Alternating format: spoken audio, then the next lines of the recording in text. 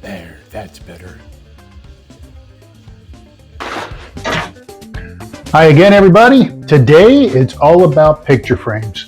So I've made a few recently, and I've been using this pre-made molding from Home Depot. And it gets the job done, but it's hard to finish. If you're going to use a stain, it's not so bad. I had the idea that I was going to use some gold paint and do some distressing or weathering, because it kind of comes pre-distressed in a couple places. But I'm going to show you the technique I used that I kind of liked.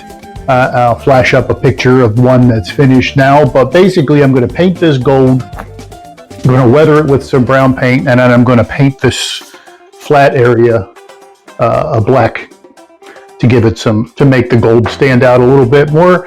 I think it came out great. I'll show you how I did it. And since I'm mounting canvas photo frames, I need a little bit more depth here.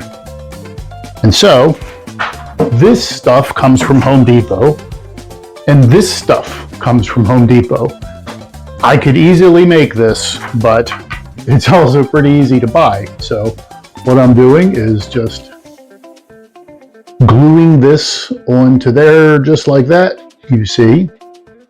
And that gives me the depth I need for the canvas. It's almost the perfect height. And then I can finish this off. So let's get to it. I want to point out that I'm using these cheap $5 each clamps from Harbor Freight.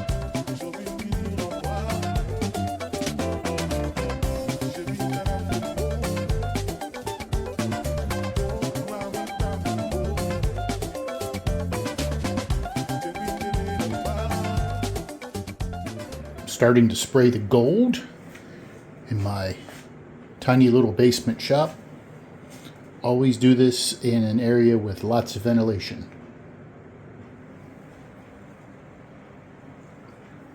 Or a little bit of ventilation.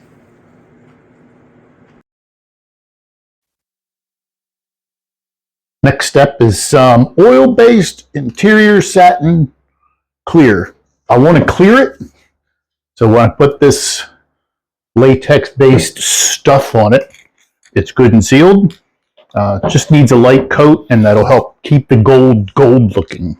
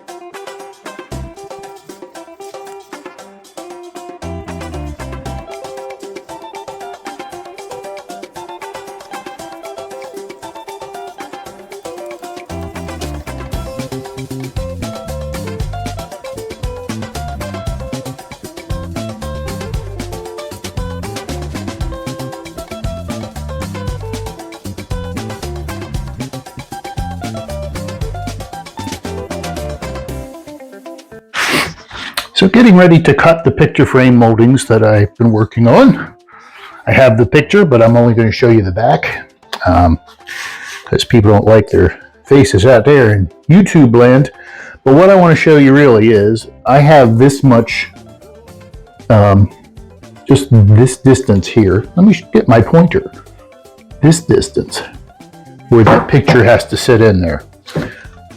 So on this edge here, That's going to be the inner edge of where the picture will sit. And so I have a very little room for error here. So what I'm going to do is set the frame, if you can see that, so that it sits inside of that, and mark the other end. And you see this on the inside edge. So on the inside edge, which is what I have done. So that's basically where I have to make the cut, but this will be on the back. So what I've done, so this is the mark I'm going with right here. This is where the frame comes to on the inside of the molding. I'm going to use my combination square and line that up on the mark. And then if you can see down on top of that, all I've done is transfer the mark down to here and wrap that around on the side, which gives me a mark here. And then that will be approximately where I want to make my miter in sort of this fashion.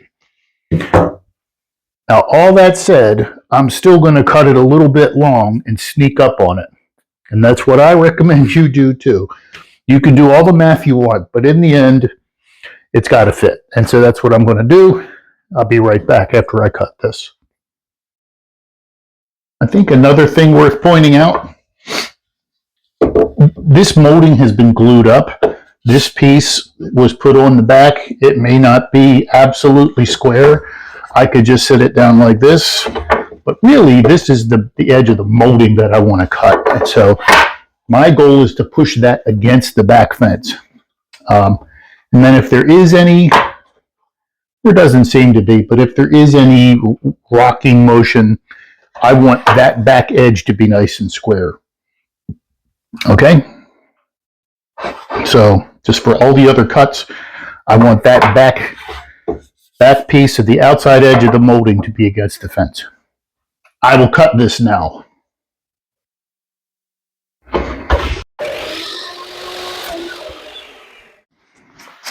So as expected, it's just a little bit long. And so easier to take it away at a little bit at a time than it is to put it back. So let me cut the rest of this and we'll get this glued up.